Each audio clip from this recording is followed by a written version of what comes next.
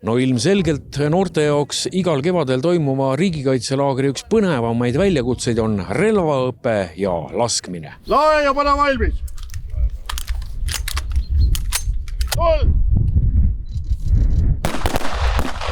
Kohustuslik on ainult riigikaitse teooria osa ja nii-öelda laager on täiesti vabatahtlik ja õpilased on pannud ennast kui valikainena siia kirja. Ja tulevad alati hea meelega?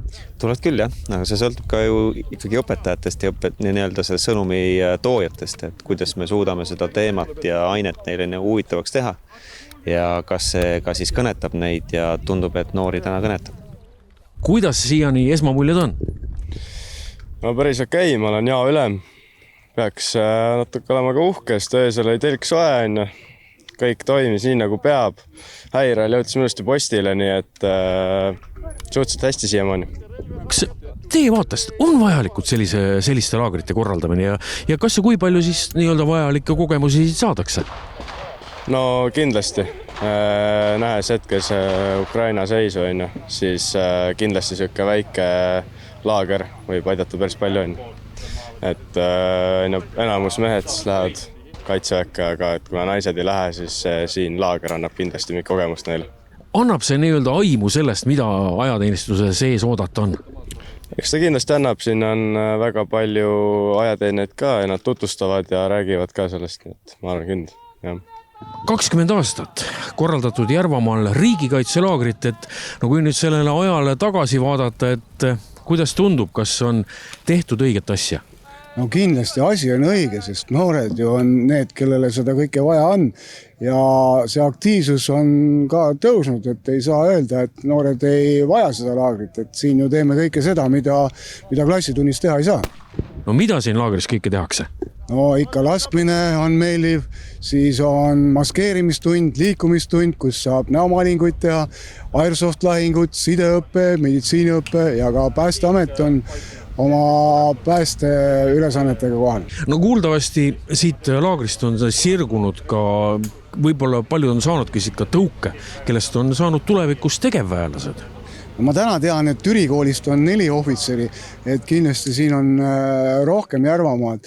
Et see ongi see koht, ma tean, täna on kaks noormeest, kes on kohe valinud selle tee, et lähevad siis edasi akadeemiasse ja tahavad siis sõduri elu vahetada ametlikult ohvitseri elukutse vastu. No küsime siis ka niimoodi, et kas noortelt on ka tagasisidet tulnud, et mis sellise laagri puhul kõige keerulisem ja kõige suurem väljakutse on? No võib-olla ikkagi see hakkama saamine, et nad kardavad, et ootused ja ärevus on suur, et mis ja kuidas nad hakkama saavad, aga tegelikult ei ole ju midagi hullu. Et siin neid juhendatakse, on sõdurid meil olemas ja koostöö viib ikka alati ju eesmärgini.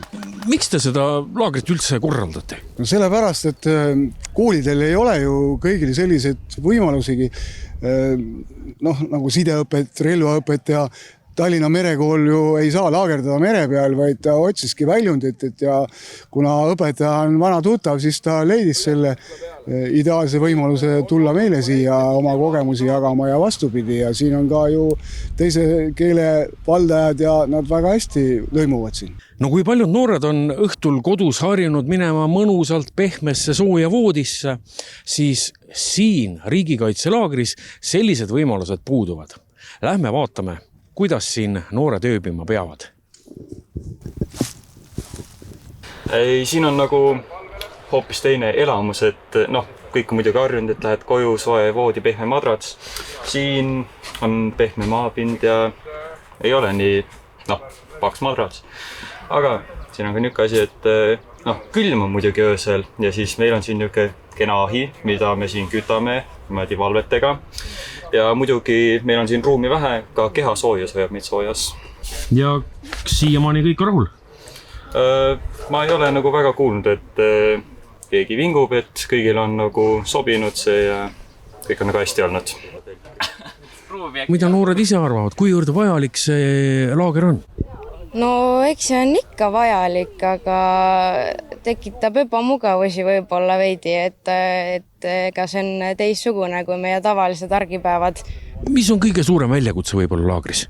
See, et sa pead olema iga hetk valmis kuskile jooksma ja häireteks valmis ja igast väljakutsed, et pead lihtsalt olema kiire ja mõtlema ajudega. on vajalik? On vajalik küll jah, sest ega me ei kasuta võib-olla sellist mõtlemist, nagu me siin peame kasutama igapäevaselt, et see nagu ilmselt arendab väga palju meie mõtlemist ja oskame ise ka tulevikus rohkem iseseisvad olla.